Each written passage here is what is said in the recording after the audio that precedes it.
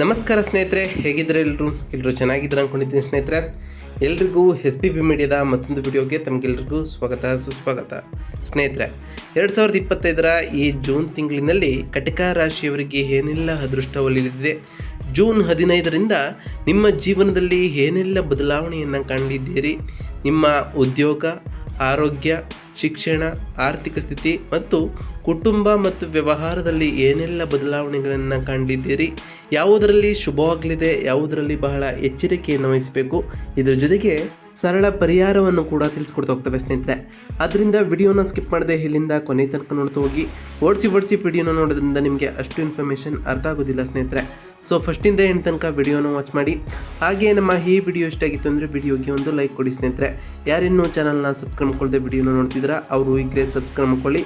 Subscribe ಮಾಡ್ಕೊಂಡು ಪ್ರತಿನಿತ್ಯ ವಿಡಿಯೋನ ವಾಚ್ ಮಾಡ್ತಿರೋರಿಗೆ ಥ್ಯಾಂಕ್ ಯು ಸೋ ಮಚ್ ಅಂತ ಹೇಳ್ತಾ, ಇನ್ನು ತಡ ಮಾಡೋದು ಬೇಡ ಸ್ನೇಹಿತರೆ. ಈ ಕಟಕ ರಾಶಿಯವರಿಗೆ ಈ ಜೂನ್ 15ರಿಂದ ಏನೆಲ್ಲ ಅದೃಷ್ಟ ಒಲಿಯಲಿದೆ ಅಂತ ಒಂದೊಂದಾಗಿ ತಿಳಿಸ್ಕೊಡ್ತಾ ಹೋಗ್ತೇನೆ. ಗಮನವಿಟ್ಟು ನೋಡ್ತಾ ಹೋಗಿ ಸ್ನೇಹಿತರೆ. ಮೊದಲನೇದಾಗಿ ಕಟಕ ರಾಶಿಯ ರಾಶಿಚಕ್ರದ 4ನೇ ರಾಶಿಯಾಗಿರ್ತದೆ ಸ್ನೇಹಿತರೆ. ಇದು ರಾಶಿಚಕ್ರದ 90, 120 ಡಿಗ್ರಿಗಳ ವ್ಯಾಪ್ತಿಯನ್ನು ಹೊಂದಿರ್ತದೆ. ಪುನರ್ವಸು ನಕ್ಷತ್ರ 4ನೇ ಪಾದ, ಪುಷ್ಯ ನಕ್ಷತ್ರ 4ನೇ ಪಾದ, ಆಶ್ಲೇಷ ನಕ್ಷತ್ರ 4 ಪಾದದಲ್ಲಿ ಜನಿಸಿದವರು ಈ ಕಟಕ ರಾಶಿಯ ವ್ಯಾಪ್ತಿಗೆ ಬರ್ತಾರೆ. ಈ ರಾಶಿಯ ಅಧಿಪತಿ ಚಂದ್ರ ಆಗಿರ್ತಾರೆ ಸ್ನೇಹಿತರೆ. ಇನ್ನು ಒಟ್ಟಾರೆಯಾಗಿ ಈ ಜೂನ್ ತಿಂಗಳಿನಲ್ಲಿ ನಿಮ್ಮ ಗ್ರಹ ಸಂಚಾರಗಳು ಹೇಗಿರಲಿದೆ, ಗುರು ಮತ್ತು ಶನಿಯ ಬಲದಿಂದ ನಿಮಗೆ ಈ ತಿಂಗಳು ಒಳಿತಾಗಿರಲಿದೆ ಅಂತ ಕೇಳೋದಾದರೆ, ಮೊದಲನೇದಾಗಿ ಗುರುವಿನ ಸ್ಥಾನವು ಈ ತಿಂಗಳಿನಲ್ಲಿ ಹೇಗಿರಲಿದೆ ಅಂತ ಕೇಳೋದಾದರೆ, ನಿಮ್ಮ ರಾಶಿಯ 6ನೇ ಮತ್ತು 9ನೇ ಮನೆಯ ಅಧಿಪತಿಯಾಗಿ ಗುರು ಇರ್ತಾರೆ ಸ್ನೇಹಿತರೆ. ಈ ತಿಂಗಳ ಪೂರ್ತಿ 12ನೇ ಮನೆಯಾದ ಮಿಥುನ ರಾಶಿಯಲ್ಲಿ ಸಂಚರಿಸ್ತಾನೆ. ಈ ಸ್ಥಾನವು ಆರೋಗ್ಯ ಮತ್ತು ಆಧ್ಯಾತ್ಮಿಕ ವಿಷಯಗಳ ಮೇಲೆ ಹೆಚ್ಚಿನ ಗಮನವನ್ನು ವಹಿಸ್ತಾ ಹೋಗ್ತದೆ. ವಿದೇಶ ಪ್ರಯಾಣಕ್ಕೆ ಅವಕಾಶಗಳು ಕೂಡ ಈ ಟೈಮ್ನಲ್ಲಿ ನಿಮಗೆ ಲಭ್ಯವಾಗ್ತಾ ಹೋಗ್ತದೆ ಸ್ನೇಹಿತರೆ. ಈ ತಿಂಗಳಿನಲ್ಲಿ ಗುರು ಸಂಚಾರ ನಿಮಗೆ ಒಳಿತನ್ನು ತರಲಿದೆ ಸ್ನೇಹಿತರೆ. ಇನ್ನು ಶನಿ ಸಂಚಾರ ಹೇಗಿರಲಿದೆ ಅಂತ ಕೇಳೋದಾದರೆ, ನಿಮ್ಮ ರಾಶಿಯ 7ನೇ ಮತ್ತು 8ನೇ ಮನೆಯ ಅಧಿಪತಿಯಾಗಿ ಶನಿ ಇರ್ತಾರೆ ಸ್ನೇಹಿತರೆ. ಈ ತಿಂಗಳು 9ನೇ ಮನೆಯಾದ ಮೀನ ರಾಶಿಯಲ್ಲಿ ಸ್ಥಿರವಾಗಿರ್ತಾರೆ. ಈ ಗೋಚರವು ಜ್ಞಾನ ವಿಸ್ತರಣೆಗೆ ಮತ್ತು ಪಾಲುದಾರಿಕೆ ಸಂಬಂಧಗಳಲ್ಲಿ ಸ್ಥಿರತೆಯನ್ನು ನಿಮ್ಮಲ್ಲಿ ಸೂಚಿಸ್ತಾ ಹೋಗ್ತದೆ. ಆಧ್ಯಾತ್ಮಿಕವಾದ ಚಿಂತನೆಗಳು ಕೂಡ ನಿಮ್ಮಲ್ಲಿ ಹೆಚ್ಚಾಗ್ತಾ ಹೋಗ್ತವೆ ಸ್ನೇಹಿತರೆ. ಇನ್ನು ರಾಹು ಗ್ರಹದ ಸ್ಥಾನವು ನಿಮ್ಮ ರಾಶಿಯ 8ನೇ ಮನೆಯಾದ ಕುಂಭ ರಾಶಿಯಲ್ಲಿ ಈ ತಿಂಗಳು ಸ್ಥಿರವಾಗಿರ್ತದೆ. ಈ ಸ್ಥಾನವು ಅನಿರೀಕ್ಷಿತ ಆರ್ಥಿಕ ಅವಕಾಶಗಳನ್ನು ಮತ್ತು ಆಧ್ಯಾತ್ಮಿಕ ಆಸಕ್ತಿಯನ್ನು ಕೂಡ ಸೂಚಿಸ್ತಾ ಹೋಗ್ತದೆ. ಸಂಶೋಧನೆಯನ್ನು ಮಾಡುವಂಥವರಿಗೆ ಇದು ಅನುಕೂಲಕರವಾಗಿರ್ತದೆ. ಇನ್ನು ಕೇತು ಗ್ರಹದ ಸ್ಥಾನವು ಕೇತು ನಿಮ್ಮ ರಾಶಿಯ 2ನೇ ಮನೆಯಾದ ಸಿಂಹ ರಾಶಿಯಲ್ಲಿ ಈ ತಿಂಗಳು ಸ್ಥಿರವಾಗಿರ್ತಾರೆ. ಈ ಗೋಚರವು ಆರ್ಥಿಕ ವಿಷಯಗಳಲ್ಲಿ ಆಳವಾದ ಆಲೋಚನೆಯನ್ನು ಮತ್ತು ಕುಟುಂಬ ಸಂಬಂಧಗಳಲ್ಲಿ ಆಧ್ಯಾತ್ಮಿಕ ದೃಷ್ಟಿಕೋನವನ್ನು ನಿಮ್ಮಲ್ಲಿ ಹೆಚ್ಚಿಸ್ತಾ ಹೋಗ್ತದೆ ಸ್ನೇಹಿತರೆ. ಕುಟುಂಬದಲ್ಲಿ ಶಾಂತಿಯನ್ನು ಕೂಡ ಬಯಸುವವರು ನಿಮ್ಮವರಾಗಿರ್ತಾರೆ ಸ್ನೇಹಿತರೆ. ಇನ್ನು ಮಂಗಳ ಗ್ರಹದ ಸ್ಥಾನವು ನಿಮ್ಮ ರಾಶಿಯ 5ನೇ ಮತ್ತು 10ನೇ ಮನೆಯಾದ ಅಧಿಪತಿಯಾಗಿ ಮಂಗಳ ಗ್ರಹ ಇರ್ತದೆ ಸ್ನೇಹಿತರೆ. 2ನೇ ಮನೆಯಾದ ಸಿಂಹ ರಾಶಿಗೆ ಶನಿವಾರ 7/21/2025 ಈಗಾಗಲೇ ಪ್ರವೇಶಿಸಿದ್ದಾರೆ ಸ್ನೇಹಿತರೆ. ಈ ಗೋಚರವು ಆರ್ಥಿಕ ನಿರ್ಣಯಗಳಲ್ಲಿ ನಿಮ್ಮ ಧೈರ್ಯವನ್ನು ಹೆಚ್ಚಿಸ್ತಾ ಹೋಗ್ತದೆ. ಆದರೆ ಕೋಪವನ್ನು ನಿಯಂತ್ರಿಸುವುದು ಈ ತಿಂಗಳಿನಲ್ಲಿ ಬಹಳ ಅವಶ್ಯಕವಾಗಿರ್ತದೆ. ಮಾತಿನ ರೀತಿಯಲ್ಲಿ ಜಾಗರೂಕತೆ ಅವಶ್ಯಕತೆ ಆಗಿರ್ತದೆ ಸ್ನೇಹಿತರೆ. ಇನ್ನು ಶುಕ್ರ ಗ್ರಹದ ಸ್ಥಾನವು ನಿಮ್ಮ ರಾಶಿಯ 4ನೇ ಮತ್ತು 11ನೇ ಮನೆಯ ಅಧಿಪತಿಯಾಗಿ ಶುಕ್ರನು ಇರ್ತಾರೆ ಸ್ನೇಹಿತರೆ. ಈ ತಿಂಗಳ ಆರಂಭದಲ್ಲಿ 11ನೇ ಮನೆಯಾದ ವೃಷಭ ರಾಶಿಯಲ್ಲಿ ಇರ್ತಾರೆ ಸ್ನೇಹಿತರೆ. ನಂತರ ಭಾನುವಾರ 29 ಜೂನ್ 2025 11ನೇ ಮನೆಯಾದ ಮಿಥುನ ರಾಶಿಗೆ ಪ್ರವೇಶಿಸುತ್ತಾನೆ. ಈ ಗೋಚರವು ಸಾಮಾಜಿಕ ಚಟುವಟಿಕೆಗಳನ್ನು ಮತ್ತು ಆರ್ಥಿಕ ಖರ್ಚುಗಳನ್ನು ಹೆಚ್ಚಿಸ್ತಾ ಹೋಗ್ತದೆ. ವಿಲಾಸದ ಕಡೆಗೆ ಆಸಕ್ತಿಯೂ ಕೂಡ ಈ ಟೈಮ್ನಲ್ಲಿ ನಿಮಗೆ ಹೆಚ್ಚಾಗ್ತಾ ಹೋಗ್ತದೆ ಸ್ನೇಹಿತರೆ. ಇನ್ನು ಬುಧ ಗ್ರಹದ ಸ್ಥಾನವು ನಿಮ್ಮ ರಾಶಿಯ 3ನೇ ಮತ್ತು 12ನೇ ಮನೆಯಾದ ಅಧಿಪತಿಯಾಗಿ ಬುಧನು ಇರ್ತಾರೆ ಸ್ನೇಹಿತರೆ. 12ನೇ ಮನೆಯಾದ ಮಿಥುನ ರಾಶಿಗೆ ಶುಕ್ರವಾರ 6 ಜೂನ್ 2025 ಈಗಾಗಲೇ ಪ್ರವೇಶಿಸಿದ್ದಾರೆ. ನಂತರ ಭಾನುವಾರ 22 ಜೂನ್ 2025 1ನೇ ಮನೆಯಾದ ಕಟಕ ರಾಶಿಯಲ್ಲಿ ಸಂಚರಿಸ್ತಾರೆ. ಈ ಕಟಕ ರಾಶಿಯವರಿಗೆ ಈ ಗೋಚರವು ನಿಮ್ಮ ಸಂವಹನ ಕೌಶಲ್ಯಗಳನ್ನು ಮತ್ತು ವೈಯಕ್ತಿಕ ನಿರ್ಣಯಗಳನ್ನು ಸಕಾರಾತ್ಮಕವಾಗಿ ಪ್ರಭಾವಿಸ್ತಾ ಹೋಗ್ತದೆ. ನಿಮ್ಮ ವ್ಯಕ್ತಿತ್ವದಲ್ಲಿ ಸುಧಾರಣೆಯನ್ನು ಕೂಡ ನೀವು ಕಾಣ್ತಾ ಹೋಗ್ತೀರಿ ಸ್ನೇಹಿತರೆ. ಇನ್ನು ಸೂರ್ಯ ಗ್ರಹದ ಸ್ಥಾನವು ನಿಮ್ಮ ರಾಶಿಯ 2ನೇ ಮನೆಯ ಅಧಿಪತಿಯಾಗಿ ಸೂರ್ಯದೇವನು ಇರ್ತಾನೆ. 12ನೇ ಮನೆಯಾದ ಮಿಥುನ ರಾಶಿಗೆ ಭಾನುವಾರ ಇದೇ 15 ಜೂನ್ 2025ರಂದು ಪ್ರವೇಶಿಸುತ್ತಾನೆ. ಈ ಗೋಚರವು ಆರ್ಥಿಕ ವಿಷಯಗಳಲ್ಲಿ ಜಾಗರೂಕತೆ ಅಗತ್ಯವೆಂದು ಸೂಚಿಸ್ತಾ ಹೋಗ್ತದೆ. ಖರ್ಚುಗಳು ಹೆಚ್ಚಾಗುವಂತಹ ಸಾಧ್ಯತೆಗಳು ಕೂಡ ಇರ್ತದೆ. ಆದ್ದರಿಂದ ಈ ಕಟಕ ರಾಶಿಯವರು ನಿಮ್ಮ ಹಣಕಾಸಿನ ಮೇಲೆ ನಿಗಾವನ್ನು ಇಡಬೇಕಾಗಿರ್ತದೆ. ಹಾಗೆಯೇ ಹಣಕಾಸಿನ ಹೆಚ್ಚಳವು ಕೂಡ ಈ ತಿಂಗಳಿನಲ್ಲಿ ಉಂಟಾಗ್ತಾ ಹೋಗ್ತದೆ ಸ್ನೇಹಿತರೆ. ಇನ್ನು ಒಟ್ಟಾರೆಯಾಗಿ ಈ ಜೂನ್ ತಿಂಗಳಿನಲ್ಲಿ ಈ ಕಟಕ ರಾಶಿಯವರಿಗೆ ಏನೆಲ್ಲ ಬದಲಾವಣೆಯಾಗಲಿದೆ ಅಂತ ಕೇಳೋದಾದರೆ ಸ್ನೇಹಿತರೆ, ಈ ತಿಂಗಳು ಈ ಕಟಕ ರಾಶಿಯವರಿಗೆ ಮಿಶ್ರ ಫಲಿತಾಂಶಗಳು ಇರ್ತದೆ ಅಂದರೆ ತಪ್ಪಾಗಲಾರದು.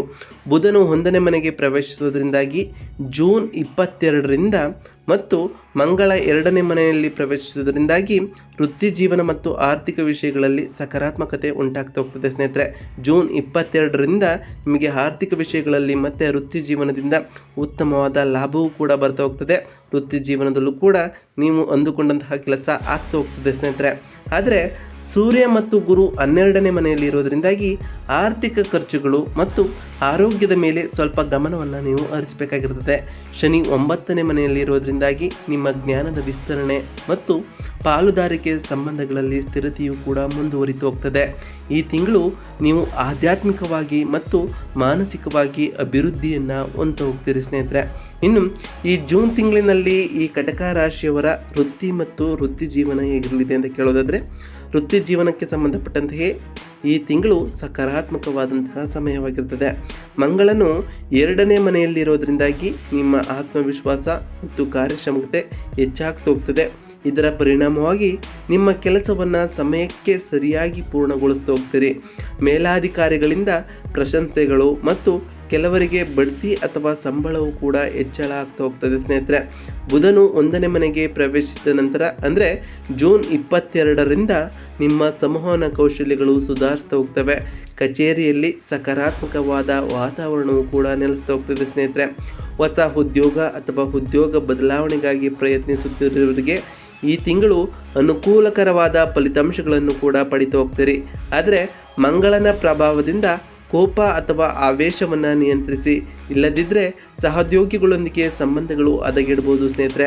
ಸೂರ್ಯನು 12ನೇ ಮನೆಗೆ ಪ್ರವೇಶಿಸೋದ್ರಿಂದ ಅಂದರೆ ಜೂನ್ 15ರಿಂದ ಉದ್ಯೋಗ ಸಂಬಂಧಿತ ಸಣ್ಣ ಪ್ರಯಾಣಗಳು ಇರಬಹುದು. ಇವು ನಿಮಗೆ ಅನುಕೂಲಕರವಾದ ಫಲಿತಾಂಶಗಳನ್ನು ತರ್ತಾ ಹೋಗ್ತದೆ ಸ್ನೇಹಿತರೆ. ಇನ್ನು ಈ ಜೂನ್ ತಿಂಗಳಿನಲ್ಲಿ ಈ ಕಟಕ ರಾಶಿಯವರ ಆರ್ಥಿಕ ಸ್ಥಿತಿ ಹೇಗಿರಲಿದೆ, ಹಣಕಾಸಿನಲ್ಲಿ ಲಾಭವಿದೆಯೇ ಅಂತ ಕೇಳೋದಾದರೆ, ಈ ತಿಂಗಳು ಈ ಕಟಕ ರಾಶಿಯವರಿಗೆ ಆರ್ಥಿಕವಾಗಿ ಮಿಶ್ರ ಫಲಿತಾಂಶಗಳು ನೀಡ್ತಾ ಹೋಗ್ತವೆ. ಮೊದಲ 2 ವಾರಗಳಲ್ಲಿ ಮಂಗಳ ಮತ್ತು ಕೇತು 2ನೇ ಮನೆಯಲ್ಲಿ ಇರೋದ್ರಿಂದಾಗಿ ಆದಾಯದ ಅರಿವು ಸ್ಥಿರವಾಗಿರ್ತದೆ ಮತ್ತು ಹಿಂದೆ ಬರಬೇಕಾದಂತಹ ಹಣವೂ ಕೂಡ ನಿಮಗೆ ಲಭಿಸಲಿದೆ. ಇದರಿಂದ ಉತ್ತಮವಾದ ಧನಲಾಭದಲ್ಲಿ ನೀವು ಇರ್ತೀರಿ. ಆದರೆ ಸೂರ್ಯ ಮತ್ತು ಗುರು 12ನೇ ಮನೆಯಲ್ಲಿ ಬರುವುದರಿಂದಾಗಿ ಗೃಹೋಪಕರಣಗಳು, ಆರೋಗ್ಯ ಅಥವಾ ಪ್ರಯಾಣಗಳಿಗಾಗಿ ಅನಿರೀಕ್ಷಿತವಾದ ಖರ್ಚುಗಳು ಹೆಚ್ಚಾಗಬಹುದು.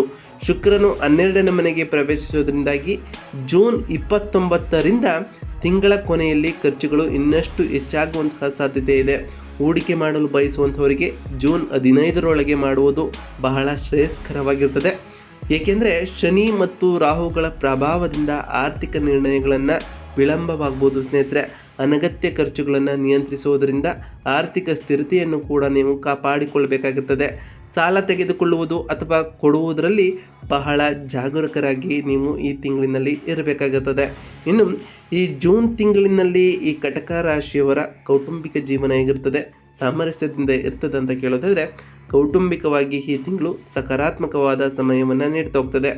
ಶುಕ್ರನು 11ನೇ ಮನೆಯಲ್ಲಿ ಇರೋದರಿಂದಾಗಿ ಮೊದಲ 3 ವಾರಗಳಲ್ಲಿ ಸ್ನೇಹಿತರು ಮತ್ತು ಕುಟುಂಬ ಸದಸ್ಯರೊಂದಿಗೆ ಸಂತೋಷದಾಯಕ ಸಭೆಗಳು ನಡೀತಾ ಹೋಗ್ತವೆ. ಕುಟುಂಬದ ಶುಭ ಕಾರ್ಯಗಳಿಗೆ ಹಾಜರಾಗುವ ಸಾಧ್ಯತೆಗಳು ಕೂಡ ಇರ್ತದೆ. ಮನೆಯಲ್ಲಿ ಆನಂದದಾಯಕ ವಾತಾವರಣ ಕೂಡ ನೆಲೆಸಲಿದೆ ಸ್ನೇಹಿತರೆ. ಶನಿ 9ನೇ ಮನೆಯಲ್ಲಿ ಇರೋದ್ರಿಂದಾಗಿ ಜೀವನ ಸಂಗಾತಿಯೊಂದಿಗೆ ಸಂಬಂಧಗಳು ಸ್ಥಿರವಾಗಿರ್ತವೆ ಮತ್ತು ನಿಮಗೆ ಅವರ ಬೆಂಬಲವು ಕೂಡ ಲಭಿಸಲಿದೆ. ಆದರೆ ಮಂಗಳ 2ನೇ ಮನೆಯಲ್ಲಿರೋದ್ರಿಂದಾಗಿ 2ನೇ ವಾರದ ನಂತರ ಕುಟುಂಬದ ಹಿರಿಯರೊಂದಿಗೆ ಸಣ್ಣ ಪುಟ್ಟ ತಪ್ಪು ತಿಳುವಳಿಕೆಗಳು ಉಂಟಾಗ್ಬೋದು. ಕಠಿಣವಾಗಿ ಮಾತನಾಡುವುದನ್ನು ನಿಲ್ಲಿಸಿ ಅವರ ಭಾವನೆಗಳನ್ನು ಅರ್ಥ ಮಾಡಿಕೊಳ್ಳೋದ್ರಿಂದ ಸಮಸ್ಯೆಗಳನ್ನು ಕಡಿಮೆ ಮಾಡ್ಬೋದಾಗಿದೆ ಸ್ನೇಹಿತರೆ. ಕೇತು 2ನೇ ಮನೆಯಲ್ಲಿರೋದ್ರಿಂದಾಗಿ ಕುಟುಂಬ ಸಂಬಂಧಗಳಲ್ಲಿ ಆಧ್ಯಾತ್ಮಿಕ ದೃಷ್ಟಿಕೋನ ಹೆಚ್ಚಾಗ್ತಾ ಹೋಗ್ತದೆ. ಮಕ್ಕಳ ವಿಷಯದಲ್ಲಿ ಆನಂದವೂ ಕೂಡ ನಿಮಗೆ ಲಭಿಸಲಿದೆ ಸ್ನೇಹಿತರೆ. ಇನ್ನು ಈ ಜೂನ್ ತಿಂಗಳಿನಲ್ಲಿ ಆರೋಗ್ಯದ ವಿಚಾರಕ್ಕೆ ಬರೋದಾದರೆ ಆರೋಗ್ಯದ ದೃಷ್ಟಿಯಿಂದ ಈ ತಿಂಗಳು ಸಾಮಾನ್ಯವಾಗಿ ಅನುಕೂಲಕರವಾಗಿರ್ತದೆ. ಗುರು 12ನೇ ಮನೆಯಲ್ಲಿ ಇರೋದ್ರಿಂದಾಗಿ ಆರೋಗ್ಯದ ಮೇಲೆ ಗಮನ ಹೆಚ್ಚಾಗ್ತಾ ಹೋಗ್ತದೆ ಮತ್ತು ಆಧ್ಯಾತ್ಮಿಕ ಪದ್ಧತಿಗಳಾದ ಧ್ಯಾನ, ಯೋಗ ಆರೋಗ್ಯವನ್ನು ಸುಧಾರಿಸ್ತಾ ಹೋಗ್ತದೆ ಸ್ನೇಹಿತರೆ. ಆದರೆ ತಿಂಗಳ ಕೊನೆಯ ವಾರದಲ್ಲಿ ಶುಕ್ರನು 12ನೇ ಮನೆಗೆ ಪ್ರವೇಶಿಸುವುದರಿಂದಾಗಿ ಕಣ್ಣಿನ ನೋವು, ಹಲ್ಲಿನ ಸಮಸ್ಯೆಗಳು ಅಥವಾ ತಣ್ಣನೆಯ ಆಹಾರದಿಂದ ಗಂಟಲು ಸಮಸ್ಯೆಗಳು ಉಂಟಾಗ್ಬೋದು. ಹೆಚ್ಚು ತಣ್ಣನೆಯ ಪದಾರ್ಥಗಳನ್ನು ಸೇವಿಸುವುದು ನಿಲ್ಲಿಸಬೇಕಾಗಿರ್ತದೆ ಸ್ನೇಹಿತರೆ. ಕಣ್ಣುಗಳಿಗೆ ತಕ್ಕ ವಿಶ್ರಾಂತಿಯನ್ನು ನೀಡ್ತಾ ಹೋಗಿ. ಮಂಗಳನ ಪ್ರಭಾವದಿಂದ ಒತ್ತಡ ಅಥವಾ ಸಣ್ಣ ಪುಟ್ಟ ಗಾಯಗಳು ಉಂಟಾಗ್ಬೋದು. ಅದರಿಂದ ಪ್ರಯಾಣದ ಸಮಯದಲ್ಲಿ ಬಹಳ ಜಾಗರೂಕರಾಗಿ ಇರಬೇಕಾಗಿರ್ತದೆ. ಮಾನಸಿಕ ಒತ್ತಡವನ್ನು ಕಡಿಮೆ ಮಾಡಲು ವಿಶ್ರಾಂತಿ ಅಗತ್ಯವಾಗಿರ್ತದೆ ಸ್ನೇಹಿತರೆ. ಇದ್ರ ಜೊತೆಗೆ ಸಮತೋಲನವಾದ ಆಹಾರವನ್ನು ಕೂಡ ಸೇವನೆ ಮಾಡಿ ಸ್ನೇಹಿತರೆ. ಇನ್ನು ಈ ಜೂನ್ ತಿಂಗಳಿನಲ್ಲಿ ವ್ಯಾಪಾರಸ್ಥರಿಗೆ, ಈ ಕಟಕ ರಾಶಿಯವರಿಗೆ ಹೇಗಿರಲಿದೆ ಅಂತ ಕೇಳೋದಾದರೆ ಈ ತಿಂಗಳು ಮಿಶ್ರ ಫಲಿತಾಂಶಗಳನ್ನು ನೀಡ್ತಾ ಹೋಗ್ತದೆ. ಮೊದಲ 2 ವಾರಗಳಲ್ಲಿ ಶುಕ್ರನು 11ನೇ ಮನೆಯಲ್ಲಿ ಇರೋದ್ರಿಂದಾಗಿ ಗ್ರಾಹಕರೊಂದಿಗೆ ಸಂಬಂಧಗಳು ಬಲಗೊಂಡು ಆದಾಯ ಸ್ಥಿರವಾಗಿರ್ತದೆ.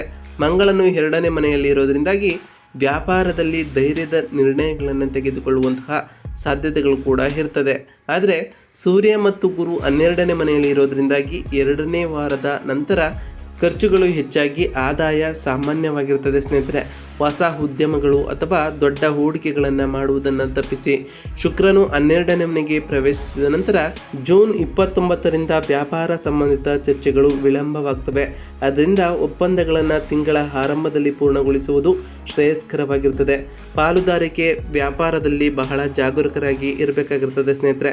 ಇನ್ನು ಶಿಕ್ಷಣ ಮತ್ತು ವಿದ್ಯಾರ್ಥಿಗಳಿಗೆ ಈ ತಿಂಗಳು ಹೇಗಿರಲಿದೆ ಅಂತ ಕೇಳೋದಾದರೆ ಶಿಕ್ಷಣ ವಿಚಾರಕ್ಕೆ ಸಂಬಂಧಪಟ್ಟಂತೆ ವಿದ್ಯಾರ್ಥಿಗಳಿಗೆ ಈ ತಿಂಗಳು ಅನುಕೂಲಕರವಾದಂತಹ ಸಮಯವಾಗಿರ್ತದೆ. ಬುಧನು 12ನೇ ಮನೆಯಲ್ಲಿದ್ದಾಗ ಜೂನ್ 6ರಿಂದ 22ರವರೆಗೆ ವಿದ್ಯೆ ಸಂಬಂಧಿತ ಸಂಶೋಧನೆ ಅಥವಾ ಆಧ್ಯಾತ್ಮಿಕ ವಿಷಯಗಳ ಮೇಲೆ ನಿಮ್ಮ ಆಸಕ್ತಿಯು ಕೂಡ ಹೆಚ್ಚಾಗ್ತಾ ಹೋಗ್ತದೆ. ಬುಧನು 1ನೇ ಮನೆಗೆ ಪ್ರವೇಶಿಸಿದ ನಂತರ ಜೂನ್ 22ರಿಂದ ಓದಿನ ಮೇಲೆ ನಿಮ್ಮ ಏಕಾಗ್ರತೆ, ಕಲಿಯುವ ಉತ್ಸಾಹವೂ ಕೂಡ ಹೆಚ್ಚಾಗ್ತಾ ಹೋಗ್ತದೆ. ಶನಿ 9ನೇ ಮನೆಯಲ್ಲಿ ಇರೋದ್ರಿಂದಾಗಿ ವಿದ್ಯೆ ಸಂಬಂಧಿತ ಪ್ರಯಾಣಗಳು ಅಥವಾ ಉನ್ನತ ಪರೀಕ್ಷೆಗಳಿಗೆ ತಯಾರಿ ನಡೆಸುವಂತಹ ವಿದ್ಯಾರ್ಥಿಗಳಿಗೆ ಇದು ಅನುಕೂಲಕರವಾಗಿರ್ತದೆ. ಸ್ಪರ್ಧಾತ್ಮಕ ಪರೀಕ್ಷೆಗಳಿಗೆ ಸಿದ್ಧತೆಯಾಗಿರುವಂತಹ ವಿದ್ಯಾರ್ಥಿಗಳಿಗೆ ತಿಂಗಳ ದ್ವಿತೀಯಾರ್ಧದಲ್ಲಿ ಉತ್ತಮವಾದ ಫಲಿತಾಂಶಗಳು ಕೂಡ ನಿರೀಕ್ಷಿಸಬಹುದಾಗಿದೆ. ಜೂನ್ 15ರ ನಂತರ ಓದಿನ ಮೇಲೆ ಹೆಚ್ಚು ಗಮನ ಹರಿಸುವುದರಿಂದ ಮನ್ನಣೆ ಮತ್ತು ಯಶಸ್ಸು ಕೂಡ ನೀವು ಸಾಧಿಸಬಹುದಾಗಿದೆ. ಶಿಕ್ಷಕರಿಂದ ಬೆಂಬಲವು ಕೂಡ ನಿಮಗೆ ಲಭಿಸಲಿದೆ ಸ್ನೇಹಿತರೆ. ಇನ್ನು ಈ ಕಟಕ ರಾಶಿಯವರಿಗೆ ನಾವು ತಿಳಿಸ್ಕೊಡುವಂತಹ ಸರಳ ಪರಿಹಾರಗಳೇನು ಅಂತ ಕೇಳೋದಾದರೆ ಪ್ರತಿ ಸೋಮವಾರದಂದು ಶಿವನಿಗೆ ಬಿಲ್ವ ಪತ್ರೆಗಳಿಂದ ಅರ್ಚನೆಯನ್ನು ಮಾಡೋದ್ರಿಂದ ವೃತ್ತಿ ಮತ್ತು ಆರೋಗ್ಯದಲ್ಲಿನ ಅಡೆತಡೆಗಳು ದೂರವಾಗ್ತಾ ಹೋಗ್ತವೆ ಮತ್ತು ಮಾನಸಿಕ ಶಾಂತಿಯು ಕೂಡ ನಿಮಗೆ ಲಭಿಸಲಿದೆ ಸ್ನೇಹಿತರೆ. ಶುಕ್ರವಾರಗಳಂದು ಲಕ್ಷ್ಮೀ ದೇವಿಗೆ ಕಮಲದ ಹೂವುಗಳನ್ನು ಅರ್ಪಿಸೋದ್ರಿಂದ ಆರ್ಥಿಕ ಸ್ಥಿರತೆ ನಿಮ್ಮಲ್ಲಿ ಹೆಚ್ಚಾಗ್ತಾ ಹೋಗ್ತದೆ ಮತ್ತು ಕುಟುಂಬದಲ್ಲಿ ಸಂತೋಷವೂ ಕೂಡ ಉಂಟಾಗ್ತಾ ಹೋಗ್ತದೆ. ಮಂಗಳವಾರಗಳಂದು ಹನುಮಾನ್ ದೇವಸ್ಥಾನದಲ್ಲಿ ದೀಪ ಹಚ್ಚುವುದು ಅಥವಾ ಹನುಮಾನ್ ಚಾಲಿಸವನ್ನು ಪಠಿಸೋದ್ರಿಂದ ಕೋಪ ಮತ್ತು ಒತ್ತಡವನ್ನು ಕಡಿಮೆ ಮಾಡುತ್ತದೆ ಮತ್ತು ನಿಮ್ಮ ಧೈರ್ಯವೂ ಕೂಡ ಹೆಚ್ಚಾಗ್ತಾ ಹೋಗ್ತದೆ ಸ್ನೇಹಿತರೆ. ಪ್ರತಿ ಶನಿವಾರದಂದು ಆ ಶನಿ ದೇವರ ಜಪವನ್ನು ಮಾಡಿ ಶನಿ ದೇವರಿಗೆ ಪ್ರಿಯವಾದಂತಹ ಕಪ್ಪು ಎಳ್ಳಿನ ಬತ್ತಿಯನ್ನು ಹಚ್ಚೋದ್ರಿಂದ ಆ ಶನಿ ದೇವರ ಕೃಪೆಗೆ ನೀವು ಪಾತ್ರರಾಗ್ತೀರಿ ಸ್ನೇಹಿತರೆ. ಹಾಗೆಯೇ ಗುರುವಾರದಂದು ಓಂ ಗುರುವೇ ನಮಃ ಎಂಬ ಮಂತ್ರವನ್ನು ಜಪಿಸಿ ಸ್ನೇಹಿತರೆ. ಇದರಿಂದ ಆ ಗುರುದೇವರ ಕೃಪೆಗೆ ನೀವು ಪಾತ್ರರಾಗ್ತೀರಿ. ಇದರೊಟ್ಟಿಗೆ ಪ್ರತಿ ಶನಿವಾರದಂದು ಬಡವರಿಗೆ ಮತ್ತು ನಿರ್ಗತಿಕರಿಗೆ ದಾನವನ್ನು ಮಾಡಿ ಸ್ನೇಹಿತರೆ. ನಾವು ತಿಳಿಸ್ಕೊಟ್ಟಿರುವಂತಹ ಈ ಸರಳ ಪರಿಹಾರಗಳನ್ನು ನೀವು ಅನುಸರಿಸಿದ್ದೆ ಆದರೆ ನಿಮ್ಮ ಜೀವನದಲ್ಲಿ ಸಾಕಷ್ಟು ಬದಲಾವಣೆಯನ್ನು ಕಾಣ್ತಾ ಹೋಗ್ತೀರಿ. ಹೇಗಿರುವಂತಹ ಸಮಸ್ಯೆಗಳಿಗೂ ಕೂಡ ನೀವು ಪರಿಹಾರವನ್ನು ಕಂಡುಕೊಳ್ತಾ ಹೋಗ್ತೀರಿ ಸ್ನೇಹಿತರೆ. ಇದಾಗಿತ್ತು ಇವತ್ತಿನ ಒಂದು ವಿಡಿಯೋ ಸ್ನೇಹಿತರೆ. ವಿಡಿಯೋ ಇಷ್ಟ ಆಗಿತ್ತು ಅಂದರೆ ವಿಡಿಯೋಗೆ ಒಂದು ಲೈಕ್ ಕೊಡಿ. ಯಾರೇನು ನಮ್ಮ ಚಾನಲ್ನ ಸಬ್ಸ್ಕ್ರೈಬ್ ಮಾಡ್ಕೊಂಡಿಲ್ಲ ಅವರು ಈಗಲೇ ಸಬ್ಸ್ಕ್ರೈಬ್ ಮಾಡ್ಕೊಳ್ಳಿ ಸ್ನೇಹಿತರೆ. ಸಬ್ಸ್ಕ್ರೈಬ್ ಮಾಡ್ಕೊಂಡು ಪ್ರತಿನಿತ್ಯ ವಿಡಿಯೋನ ವಾಚ್ ಮಾಡ್ತಿರೋರಿಗೆ ಥ್ಯಾಂಕ್ ಯು ಸೋ ಮಚ್ ಅಂತ ಹೇಳ್ತಾ, ಹಾಗೆ ಕಮೆಂಟ್ನಲ್ಲಿ ಓಂ ಶನೈಶ್ವರಾಯ ನಮಃ, ಓಂ ಗುರುವೇ ನಮಃ ಎಂದು ಕಮೆಂಟ್ ಮಾಡಿ ಸ್ನೇಹಿತರೆ. ಆ ಶನಿ ದೇವರು ಮತ್ತು ಗುರುದೇವರು ನಿಮಗೆ ಆಯುಷ್ಯ, ಆರೋಗ್ಯ, ಸಮೃದ್ಧಿಯನ್ನು ಕೊಟ್ಟು ಕಾಪಾಡಲಿ ಅಂತ ದೇವರಲ್ಲಿ ಕೇಳ್ಕೊಳ್ತಾ ಇವತ್ತಿನ ಒಂದು ವಿಡಿಯೋನ ಮುಗಿಸ್ತಿದ್ದೀನಿ ಸ್ನೇಹಿತರೆ. ಸಿಗ್ತೀನಿ ಮತ್ತೊಂದು ವಿಡಿಯೋದೊಂದಿಗೆ. Thank you for watching.